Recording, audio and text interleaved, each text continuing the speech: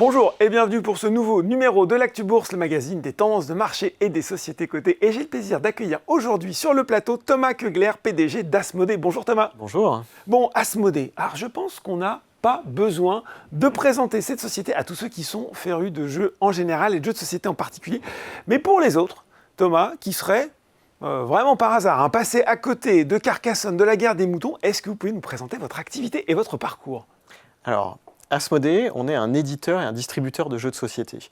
Souvent, les gens ne nous connaissent pas, mais quand on commence à leur parler de notre catalogue, on commence à parler de Catan, des Aventuriers du Rail, de Dobble, des Loups-garous de Tierce-Lieu, là, tout de suite, les yeux des gens s'illuminent parce qu'en fait, l'immense majorité des gens, d'une manière ou d'une autre, interagissent. Ils ont joué. Moi, il y a deux jeux que je connais déjà par cœur. Exactement. Et nous, dans cette industrie-là, on est, comme je l'ai dit, un éditeur et distributeur. On est une entreprise globale, une success story à la française, puisque tout ça, ça a démarré il y a 30 ans à Vélizy, à côté de Paris, avec 3 copains qui ont créé Asmodée. Et 30 ans plus tard... Un club de jeux de rôle, je crois, c'est ça que vous êtes Exactement. Ouais. Et 30 ans plus tard, on est 2500 personnes, présents dans 27 pays dans le monde, aux États-Unis, en France, dans les pays nordiques, en Angleterre, en Allemagne, je pourrais tous les citer, en Amérique latine, en Asie aussi, et avec une trajectoire de croissance assez formidable, puisque moi je suis rentré chez Asmodée il y a 10 ans, à l'époque on faisait à peu près 250 millions de chiffre d'affaires d'euros, et aujourd'hui on fait 1,6 milliard. Et puis alors, ce qui est incroyable, c'est qu'au-delà des jeux, l'univers s'étend même maintenant dans d'autres dimensions, si je puis dire. Alors ça c'est la magie de la passion. Quand on prend une boîte comme ça, celle de Loups-garous, nombre d'entre vous en France ont pu regarder sur Canal+ le jeu télé, qui a eu 2 saisons. Chaque saison a fait plus de 10 millions de vues. Donc c'est quand même un engagement qui est très fort. On a des partenariats avec Netflix. Et puis, nous, on est un partenaire de long terme. Et on distribue et on amène sur le marché pas que nos jeux à nous, mais aussi les jeux de partenaires. Et dans ces partenaires, il y en a un qui est quand même assez phénoménal, qui s'appelle Pokémon. Ah oui. Puisque dans de nombreux pays en Europe, distributeur des cartes Pokémon, qui a 30 ans cette année aussi. C'est une heureuse coïncidence. D'accord. Pokémon, c'est la plus grande franchise de divertissement dans le monde. Et donc, bien évidemment, qu'on l'accompagne partout où on peut. Bon, alors, créateur de jeux, distributeur, il faut qu'on parle un petit peu de bourse, parce que Asmodée, oui, est une société cotée, mais elle est cotée en Suède, à Stockholm, précisément sur la bourse de Stockholm. Pourquoi ce choix ? Est-ce que c'est parce que, et on le sait, les investisseurs particuliers suédois sont particulièrement friands des petites et moyennes valeurs à potentiel, comme on dit ? Alors, il y a 2 raisons à ce choix. La première, c'est qu'il y a quelques années, on appartenait à un groupe suédois. D'accord. Et donc, on a été séparés de ce groupe, et on a été coté sur le même marché qui est le Nasdaq à Stockholm. Et puis, c'est un marché dans lequel on se sent bien, parce qu'effectivement, c'est un marché pour lequel il y a une appétence pour les entreprises d'une taille similaire à la nôtre, de plusieurs milliards de capitalisation boursière. Asmodée, c'est 2,2 milliards de capitalisation boursière. Et effectivement, c'est un marché dans lequel on se sent bien.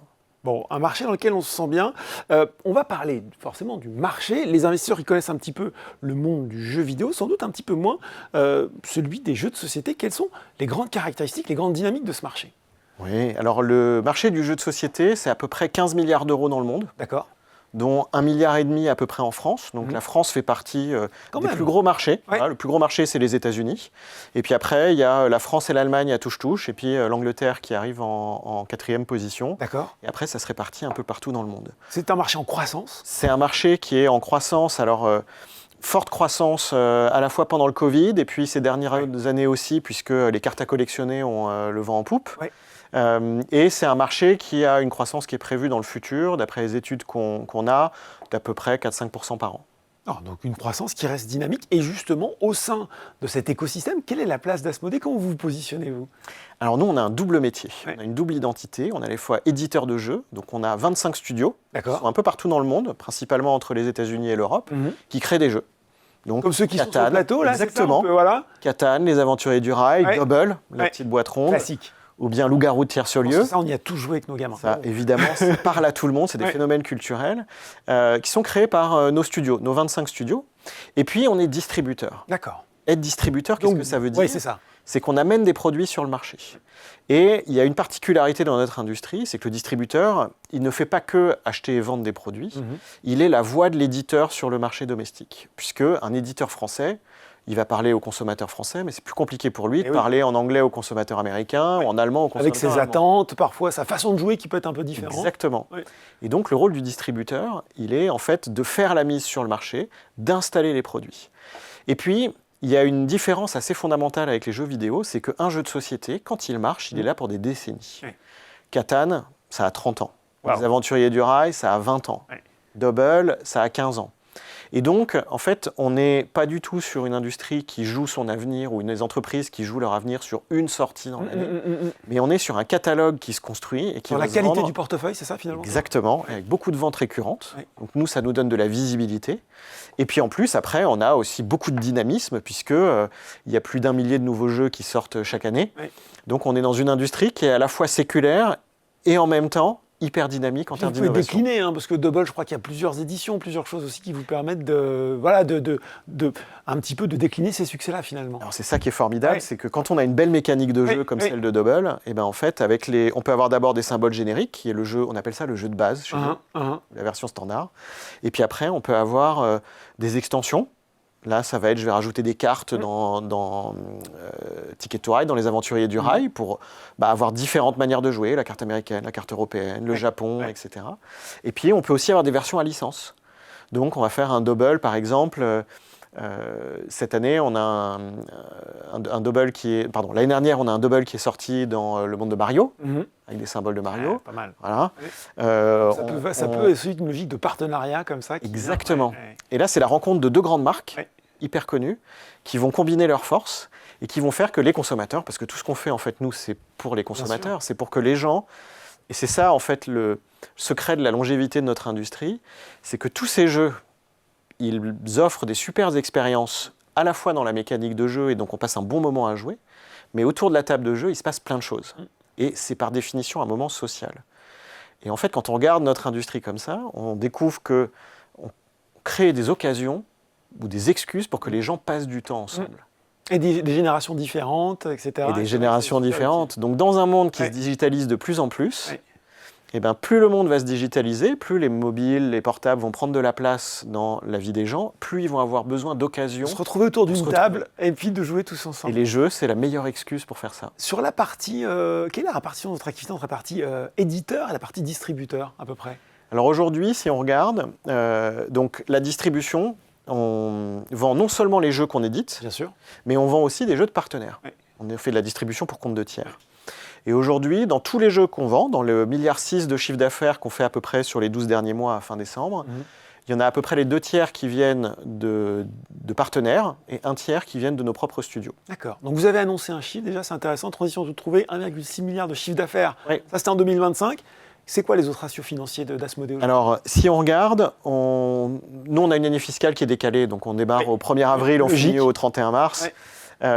Mais si on regarde les 12 derniers mois, donc l'année civile 2025, on fait en cumulé 1,6 milliard de chiffre d'affaires, répartis un peu partout dans le monde. D'accord. Si on regarde nos marchés premiers, c'est la France, l'Angleterre, l'Allemagne, les États-Unis. Voilà, ces 4 premiers marchés. Ils font tous moins de 20% de notre chiffre d'affaires. On est très diversifié géographiquement. On est présent dans 27 pays directement, puis après on peut trouver nos produits dans plus de 100 pays au travers de soit nos distributeurs directs, soit des partenaires qu'on a. En termes de profitabilité, sur la même période, on est à peu près à 270 millions d'euros d'EBITDA ajusté. D'accord.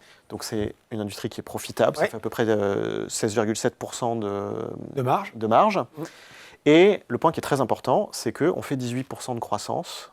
18% de croissance annualisée? Annualisée.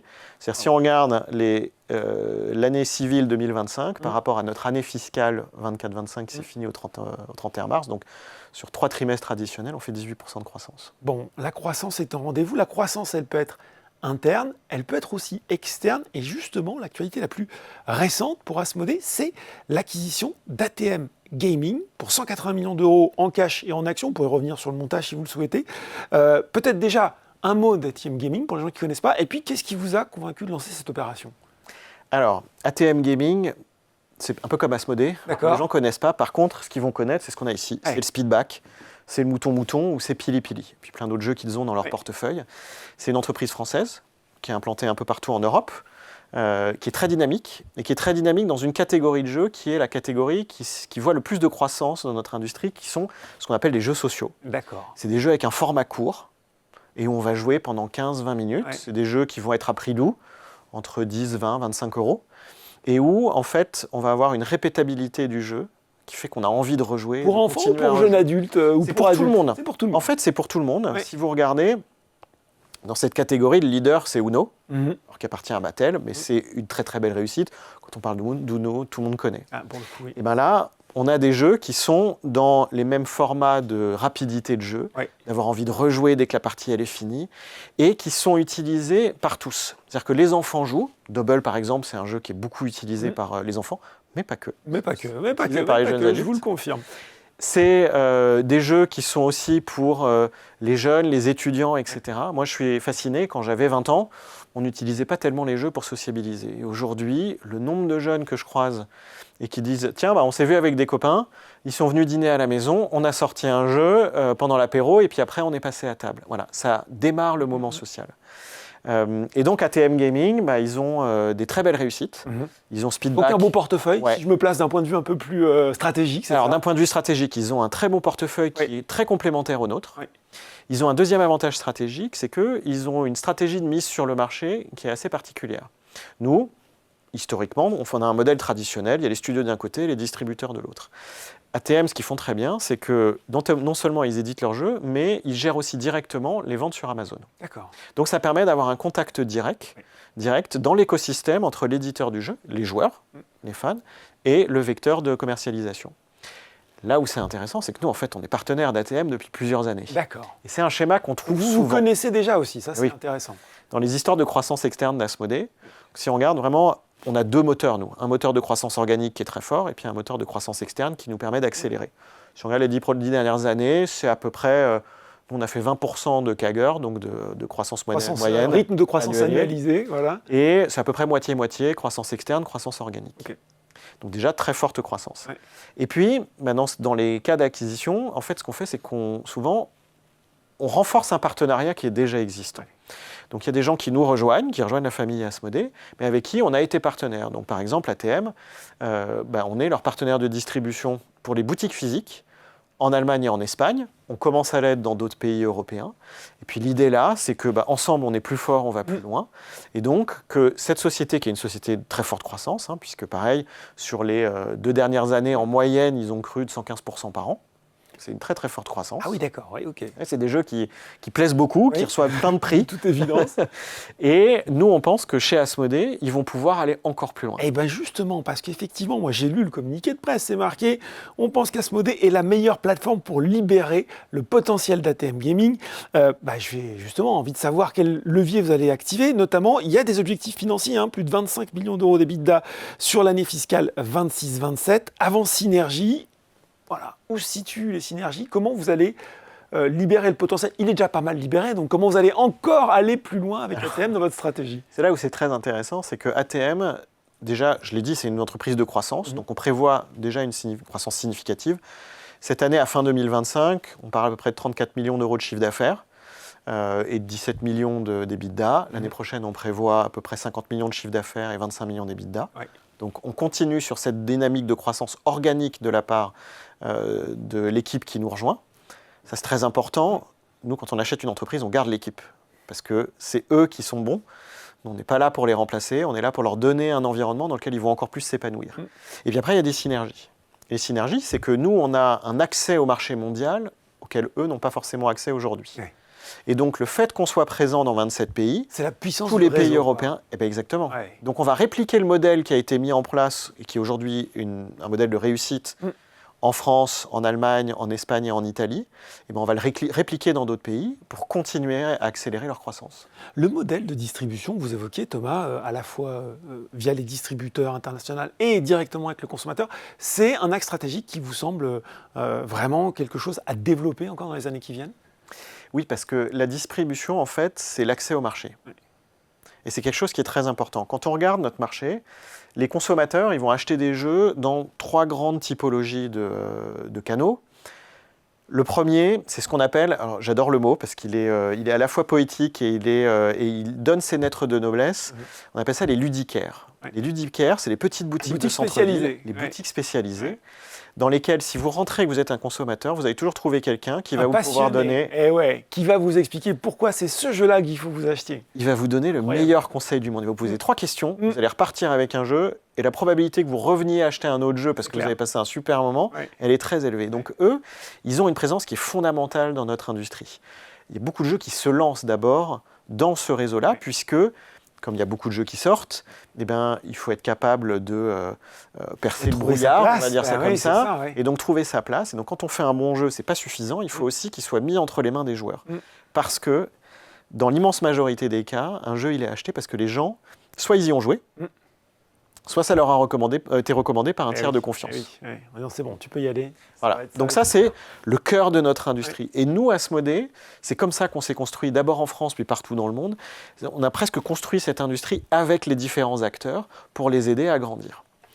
Le deuxième canal, c'est la grande distribution. Donc ça va être la grande distribution alimentaire. En France, ça va être Auchan, par exemple, Leclerc, Carrefour. Aux États-Unis, ça va être Target ou Walmart, par exemple. Là, on parle vraiment au très grand public, les gens qui viennent et puis qui vont trouver une sélection de produits plus réduite, normalement à prix un peu plus accessible, et qui vont là vraiment acheter ce qu'ils connaissent. Donc un double, par exemple, c'est parfait pour les grands classiques. Les grands classiques. Et puis après, il y a la vente en ligne. La vente en ligne, aujourd'hui, c'est à peu près un tiers du marché. Si on prend en moyenne, dans tous les pays où on est présent, en fait, ces 3 canaux sont à peu près un tiers, un tiers, un tiers. Les ludicaires est un marché en croissance. Et les autres, il y a un peu de transfert entre l'un et l'autre. Ça va au gré des stratégies des différents détaillants. Mais donc, c'est quand même assez stable. Et nous, notre force de frappe, c'est que dans tous les pays où on est présent, on est capable de mettre des produits dans tous les canaux. Et donc, on parlait de plateforme tout à l'heure, on est ceux qui sont capables de faire démarrer un jeu chez les ludicaires, puis de le faire grandir le relais en ligne et le faire encore accélérer dans la grande distribution. Bon, modèle effectivement complet sur toute la chaîne. L'acquisition, il faut quand même que j'en parle aussi, elle est financée en cash disponible. Forcément, on peut aussi se poser la question de votre flexibilité financière, notamment pour d'autres opérations, puisqu'il y a aussi de la croissance externe, on l'a vu, et que c'est quelque chose qui est amené à se poursuivre. Alors aujourd'hui, Asmodée, déjà on a un bilan qui est extrêmement solide. À fin décembre, on avait un taux d'endettement sur EBITDA qui est à moins de 2 fois. C'est notre objectif. On a toujours dit qu'on voulait descendre ici. On a un historique d'avoir fait partie ou d'avoir été sous LBO, sous fonds d'investissement. Donc on connaît des niveaux de dette beaucoup plus élevés. On sait opérer avec. Mais là, on est vraiment dans notre sweet spot ou dans notre ligne cible qui est entre 1,5 fois et 2 fois notre EBITDA ajusté. Donc vous gardez des marges de manœuvre, quoi, en gros. Exactement, on a de la marge de manœuvre. Deuxièmement, c'est une industrie qui est génératrice de cash. C'est un point qui est important. Aujourd'hui, on sait tous que le nerf de la guerre, ce qui irrigue tout, c'est les disponibilités, c'est les liquidités et c'est le cash. Asmodée, c'est à peu près une transformation de... alors, j'ai les termes en anglais, mais de free cash flow sur les de cash flow disponible. Cash flow disponible. Sur l'excédent brut d'exploitation. Exactement, donc de cash flow disponible sur le BE, qui est en moyenne entre 70 et 80%. Et par rapport à d'autres industries ludiques, notamment le jeu de vidéo, en fait, nous, on a très peu de coûts capitalisés. Donc en fait, ça se traduit en cash assez rapidement. Après, il va rester payer ses impôts, etc. Mais donc on est sur une entreprise qui génère beaucoup de cash et donc qui peut autofinancer une grande partie de ses acquisitions. Après, ça va dépendre de la taille et de la fréquence des acquisitions.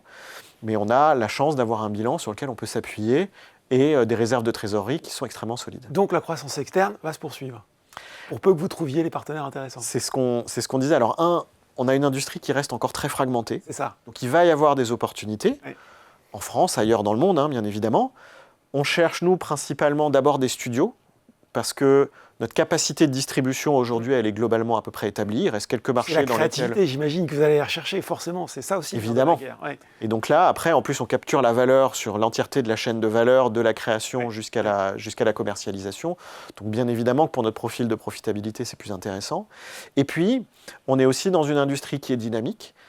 Et l'avantage d'avoir ce double modèle, et notamment en distribution, de distribuer nos propres produits et des distributeurs pour compte de tiers, c'est que quand on rate une tendance, dans nos studios. Ça peut arriver. Ça peut arriver. On n'est jamais parfait. Ouais. On fait de notre mieux. On a sorti parmi les meilleurs jeux du monde, mais on ne peut pas être les meilleurs Pas tous, partout, pas tout le temps. Ouais. Et puis il y a des gens tellement innovants qui émergent tous les jours, que généralement, ils deviennent partenaires d'Asmodée par la distribution dans un ou plusieurs pays. Et c'est comme ça qu'on commence à construire le relationnel. Et une fois qu'ils ont bien cru, on se dit, tiens, ça serait peut-être le moment de joindre nos forces. Et donc de les faire venir dans l'univers Asmodée et de les aider à accélérer. Voilà, vous connaissez désormais sans doute le nom de la société derrière les jeux avec lesquels vous jouez chez vous, les belles ambitions et les perspectives d'Asmodée avec Thomas Koegler. Merci beaucoup Thomas. Merci à vous. C'est fini pour l'Actu Bourse, mais on se retrouve très bientôt pour un nouveau numéro.